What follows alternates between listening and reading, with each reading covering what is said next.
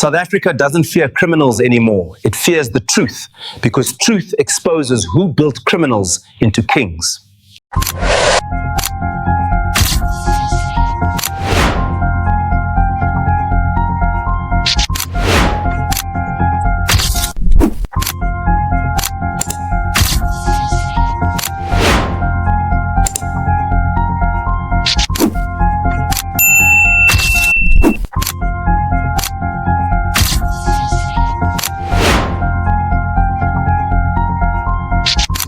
That's what shook Parliament when Mkhwanazi exposed the 121 dockets, not rumors, but buried crimes the elites vowed to hide forever. Now the files are public, names exposed, signatures revealed, and state capture is no longer whispered, but spoken in Parliament's light. And for once, the country is watching the system confront itself on live television. Justice versus power, truth versus protection. That's what shook Parliament when Mkhwanazi exposed the 121 dockets, not rumors, but buried crimes the elites vowed to hide forever. Every revelation tonight is backed by verified affidavits, SAPS memos, Treasury letters, and Madlanga Commission filings confirmed by investigators on the ground. Dr. Komla Al-Saif, if South Africans sleep on this moment, the corrupt will rewrite history by next week. This isn't politics. This is survival. Before we continue, hit like and subscribe. Hergwang, share this not for views, but to help truth outrun state capture's media spin. Cameras are rolling, mics are bleeding red. Parliament's ad hoc committee isn't a meeting tonight, it's a fault line. Affidavits thump onto desks, ministers swear under oath, and every time someone says Madlanga Commission, the room holds its breath like a bomb just ticked louder. This isn't history class, brew. It's happening now, in your country, while you're scrolling. At the center stands a serving officer, Lieutenant General Natlandla Mkhwanazi, not backing off, putting the files on the table and daring the system to blink. No spin, no smoke, just paper, dates, signatures. If you miss this, the Scalums will write the ending without you. Stay locked in, because the next name they read could explain a decade of fear, and the clock just started. 10.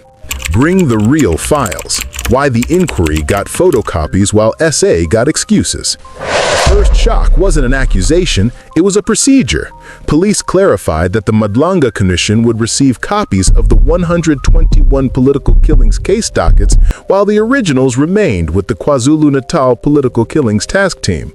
On paper, that sounds tidy. Preserve ongoing operations, let the inquiry read the evidence, keep investigations alive.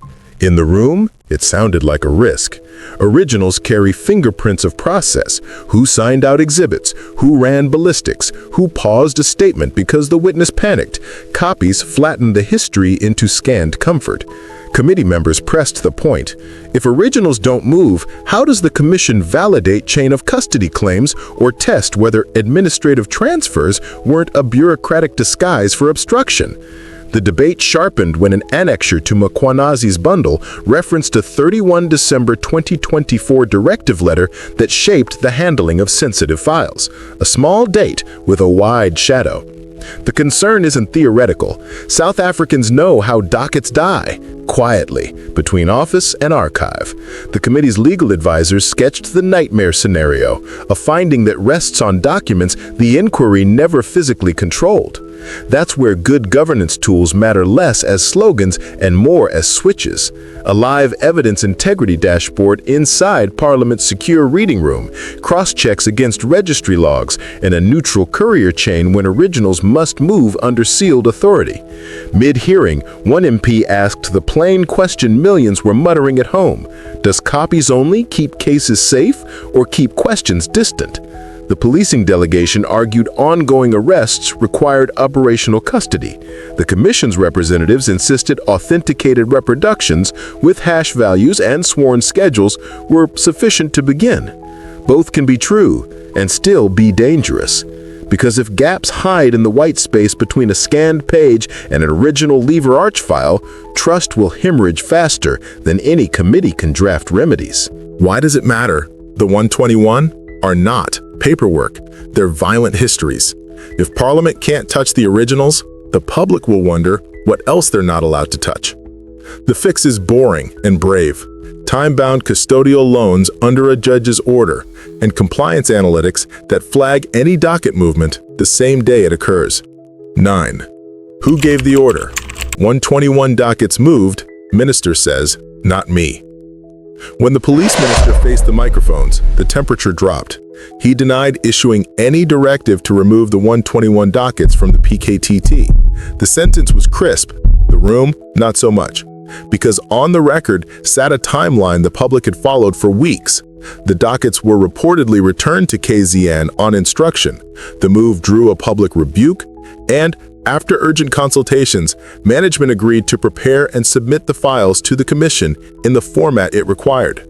Add to that the suspended Deputy National Commissioner's alleged role in physically affecting the removal, and you have a triangle of responsibility that can't hold three different truths. The committee's counsel drilled into procedure. Who drafted the instruction? How it was conveyed? What safeguards existed to stop a high-risk reassignment during an inquiry? And why Parliament learned about the move through press reports before it saw the minute on file? This is where public sector integrity audits meet lived politics. A clean paper trail is not a favor to Parliament. It's oxygen to the rule of law. If a directive existed, it should read like a map. If it didn't, every later confirmation becomes a reputational mine for everyone who vouched for it. Mkhwanazi's testimony tightened the lens. 5 of the 121, he said, were arrest ready before movement, a phrase only detectives fully understand and victims' families understand too well. Defense counsel watching from home will already be treating this as a rehearsal.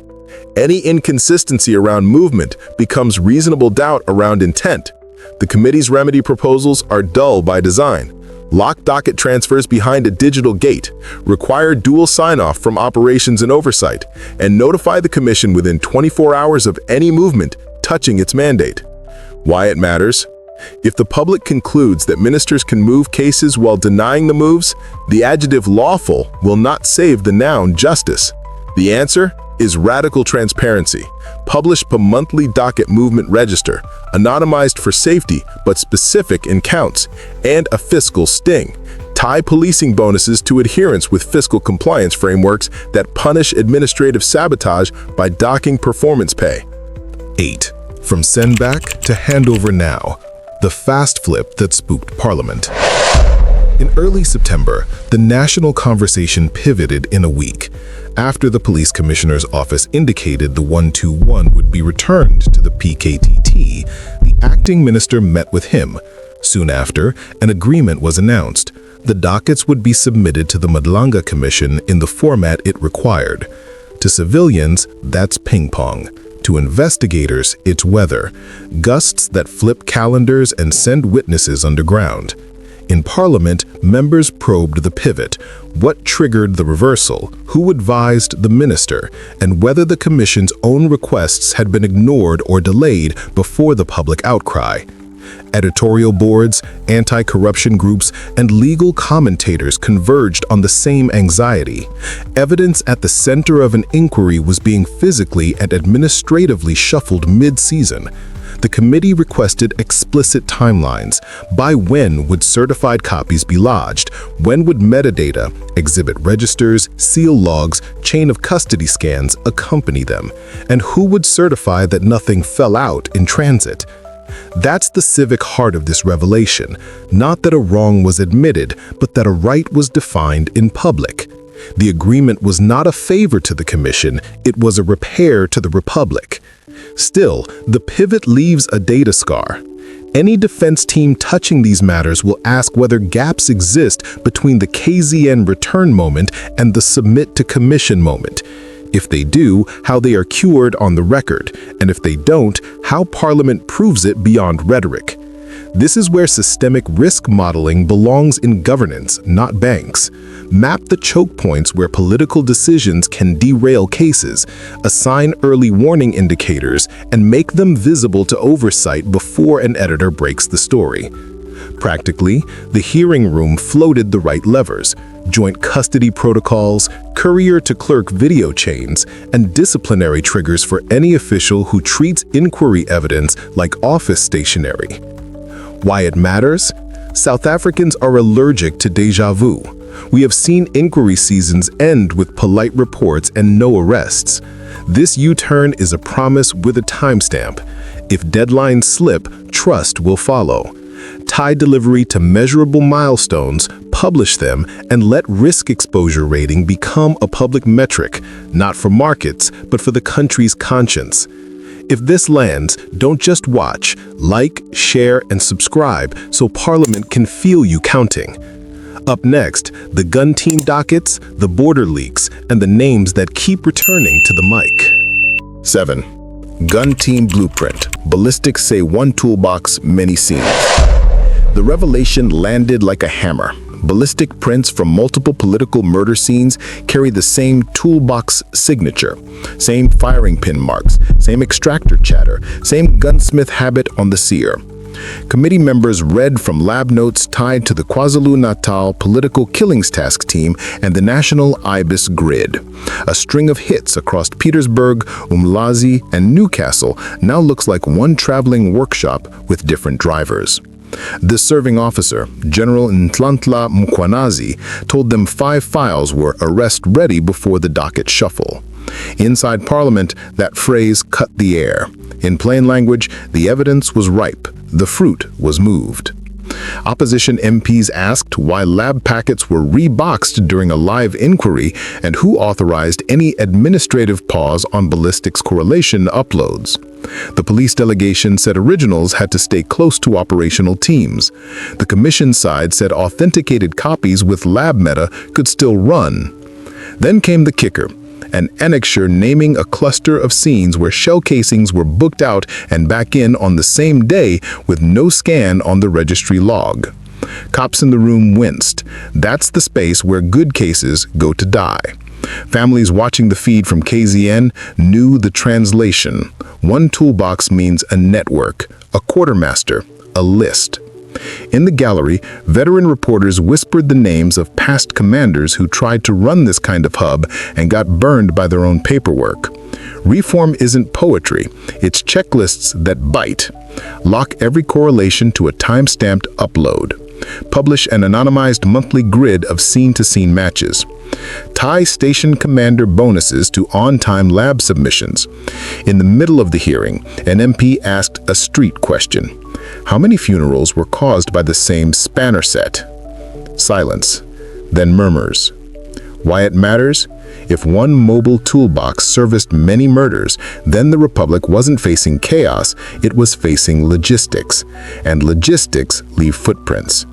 Turn those footprints into a live case flow ledger, and the network unravels. Mid-hearing, analysts argued for a parliamentary compliance analytics feed that alerts when any ballistics packet sits longer than 7 days without upload or legal reason. That's not politics, that's oxygen. 6. Border leak memo. Duty codes turned into doorways. The committee heard a memo nobody wanted to read aloud. A customs duty code advisory circulated inside a coastal command right before a spike in misdeclared freight. The dates line up with truck GPS pings and warehouse meter spikes, a quiet festival of general goods that later looks suspiciously like fuel additives, counterfeit meds, and textile bales with electronics stitched inside. The ad hoc committee walked through phone records that put a mid-level official's number in late-right contact with a freight forwarder already flagged in prior seizures. Management called it stakeholder liaison. MPs called it a map. The hearing room asked why high-risk consignments were waived to secondary without physical opens and why scanners were on maintenance on the 2 nights that mattered. A BMA planner said staffing was thin. A port ops manager said priority had gone to perishable traffic. That is the sweet spot for a leak, just enough truth to hide the hole. Mkhwanazi's affidavit trail linked the spike to routes long known for contraband, Labambo to etiquette, Khyber House quiet window to a Gauteng cross dock. The committee drilled into the money path, the consulting retainers, the rental on a small office near the yard, the same white Hilux in too many stills. Fixes proposed in session were merciless. Rotate code clerks every 60 days, publish a red flag tariff list, force physical opens when declared weight and vibration profiles don't rhyme, and ban verbal clearances after 200. Honest freight operators begged for predictable rules that punish cheats without killing throughput. That's where serious supply chain due diligence must stop being brochure speak and start being license speak. Verify consigners, audit after hours, surprise check route diversions against e-toll and weighbridge footprints.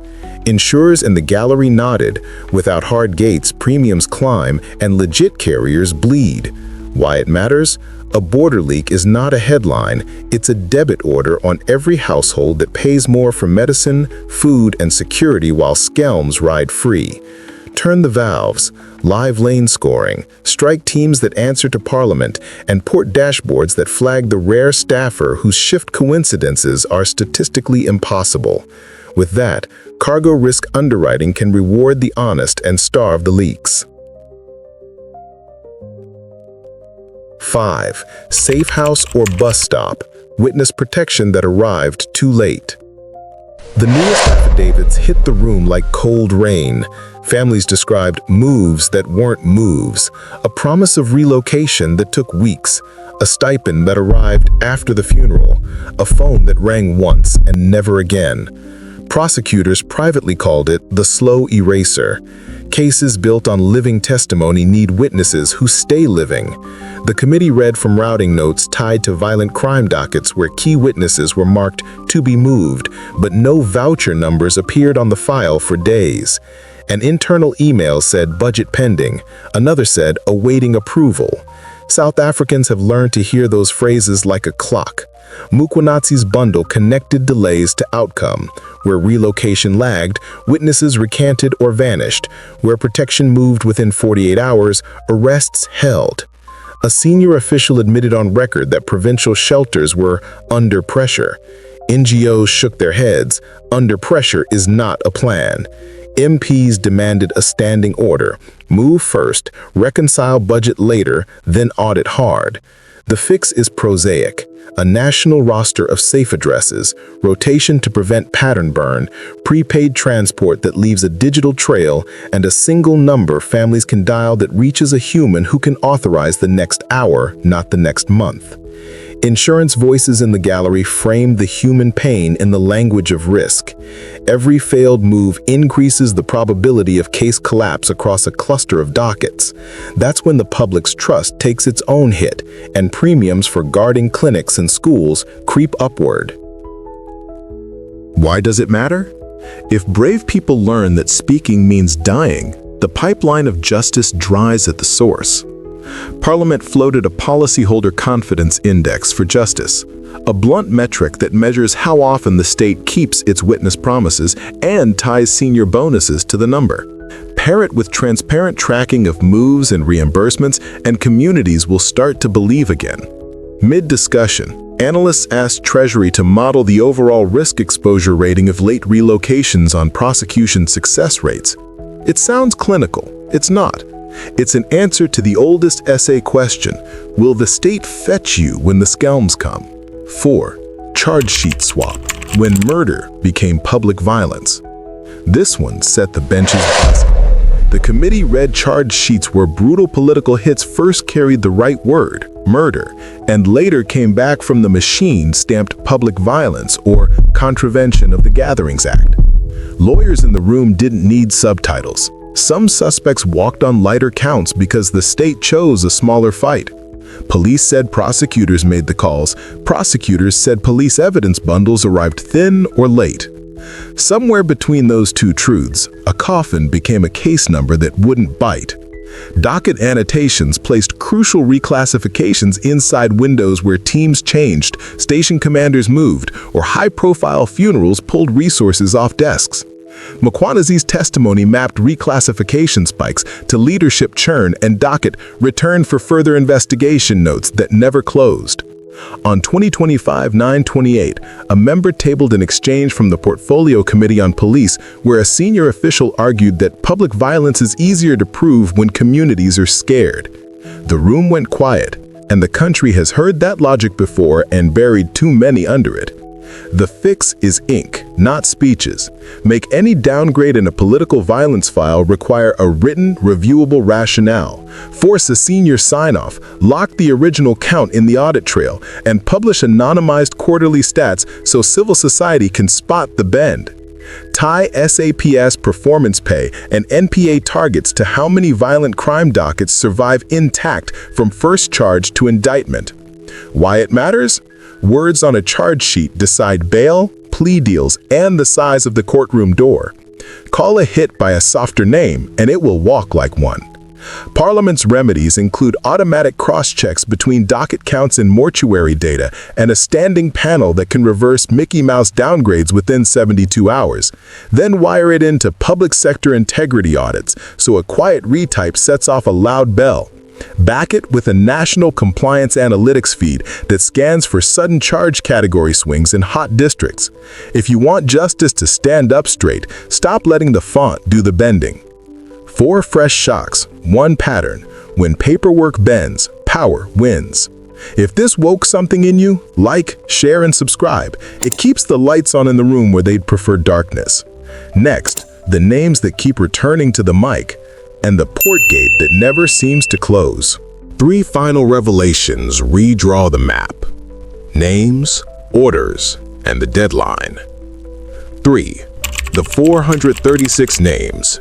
The annexer, Parliament couldn't ignore. The hearing room went dead quiet when the clerk stamped the thick annexer into the record. It wasn't a rumor, it was a list. In black and white, the universe of cases tied to the 121 dockets, the categories of crimes, and a headline figure that made MPs lean forward. 436 suspects connected across murders, attempted murders, intimidation, and conspiracy, as captured in the witness bundle tabled with the ad hoc committee. On screen, the chair read passages that sounded less like allegations and more like logistics. How exhibits moved, how statements were paused, how a docket marked priority could still sit in a registry for days if a sign-out wasn't scanned. The serving officer, Lieutenant General Nantlantla Mkhwanazi, didn't do grandstanding. He did timestamps. Which stations first, which units later, which dates collide with redeployments higher up the chain. For South Africans watching at home, the meaning was plain. This wasn't dozens of random crimes, it was a system with a pattern. In one exchange, a member asked whether the arrest-ready files mentioned earlier overlapped with any of the 436 profiles.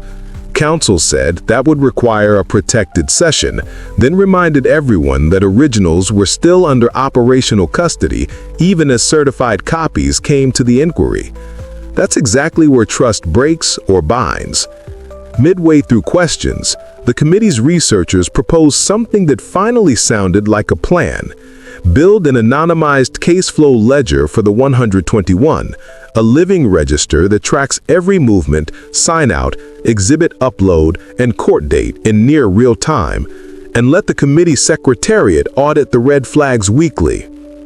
13 words later, another researcher added the dull magic that keeps systems honest. Wire the ledger to public sector integrity audits so any missing scan triggers a notice, not a news story. Why does it matter? Because families in Gwandengazi, Mpumalanga Township, in Dundee are not counting headlines, they're counting months. A published ledger won't arrest anyone, but it will choke excuses. The closing note from the chair was deliberately unfancy. We have names on paper. The next session needs actions on record. The room exhaled and turned the page like it was a fuse. 2. Who's lying under oath? Sabia versus Mjunu on the 121 dockets. The committee called it clarification. Viewers called it a showdown. On one end, suspended Deputy Commissioner Shadrach Sabir, under oath, answering pointed questions about whether the task team's dockets were physically removed and parked at the head office. On the other hand, suspended Police Minister Sinzo Mjunu, equally under oath, denied that he issued a directive to take the 121 away from KZN. Between those polls stood the public timeline. Dockets reportedly moved. Outrage followed. Acting Minister Firoz Kachalia later announced an agreement with Commissioner Fani Masemola to submit the files to the Commission in the format it requires. The clash wasn't theatre, it was civics. MPs drilled into the paper. Who authored what memo? Who carried which bags? Which registry entries prove movement beyond hearsay? Even the phrasing mattered. Arrest ready in detective language is not a flourish, it's a status. A case at that stage can sour if exhibits go missing, if witnesses go cold, or if chain of custody gets bent by an administrative pause. One member read a line from counsel that could have been a verdict on its own. Parallel truths cannot live on one file. For global viewers, it felt familiar, a Watergate-style hearing where taped timelines beat tidy statements. The reforms floated were simple and sharp. Fixed time notifications to the inquiry for any movement, affidavit-backed logs for every docket touch, contempt findings if orders are ignored. In the middle of legalese, an MP cut to money. If this is sabotage by paperwork, it's a budget crime too. That opened the door to hard metrics. Make compliance with fiscal compliance frameworks a condition for senior bonuses, and lets an external auditor publish variance notes when policing promises and procurement realities don't rhyme. A few minutes later, a researcher argued for systemic risk modeling right inside Parliament. Map the choke points where personalities can stall cases, then design early warning alarms the committee can't miss. Why does it matter? Because if South Africans decide the room is a stage and not a court of facts, the quiet verdict will be to stop reporting crimes. Parliament doesn't need a perfect witness, it needs a perfect record. That's how contradictions collapse into consequences. 1. No more back and forth, the handover order and the clock that starts now. This is where the story stops being a debate and becomes a deadline. After days of public heat, urgent meetings, and televised testimony, Parliament heard the line that changes the texture of the next month. The relevant leadership agreed the 121 dockets would be submitted to the Commission in the format it requires: certified copies with exhibit registers, CO logs, and chain of custody documents, while originals remain secured for ongoing operations. That sentence is not a favor, it's a binding test. The chair asked for dates, not adjectives. By when will the packages arrive? Who signs the certification? What protocol ensures couriers don't become cul-de-sacs? And how will the committee verify that the return to KZN detour left no gaps? For ordinary people, the translation is simple. Pick a day, fetch the files, show the proof. In the corridors, advocates whisper the only number that scares delay: contempt. If the handover slips without a reason, the committee can escalate. Meanwhile, victims' families and civic groups ask for something they could watch with their own eyes: a public countdown to delivery, tied to a weekly briefing on what landed and what was still pending. Honest cops welcomed it. Ambiguity is where good cases die. Mid-session, a logistics expert reminded everyone that big ports teach a useful lesson. The only way to stop leakage is to count in daylight. That's the same logic here. Don't just promise, instrument it. The committee nodded through a plan that mixes muscle and math: a sealed bag courier chain with two-person custody, a video-logged handover at the Commission's office, and a read-only tracking sheet that posts arrival stats by batch. To keep it clean, insurers and compliance folk in the gallery pressed for mid-chain gates too, port-style random opens for sample dockets, and a rule that any mismatch gets reported within 24 hours to the chair and the judge. Why does it matter? Because this isn't about one headline, it's about the Republic learning to move evidence faster than rumors. With compliance analytics watching the timeline and asset recovery contingency triggers ready when arrests follow, South Africans might finally see a hearing that lands where it promised, in court, on record, with consequences that stick. What shook the ad hoc committee wasn't a single confession, it was the architecture of a system that learned how to stall. The latest revelations show how paper can be used as a shield, how orders can move faster than answers, and how a nation's patience can be tested by a missing scan. But they also show a way out. Clocks that the public can see, custody that a court can trust, and leadership that understands evidence isn't a press release, it's a promise. If you want the next chapter opened, not buried, like and subscribe. Up next, why President Cyril Ramaphosa never spoke about Mkhwanazi's 121 dockets, 10 alleged truths. Check the 121 dockets recap playlist for more insights you may have missed.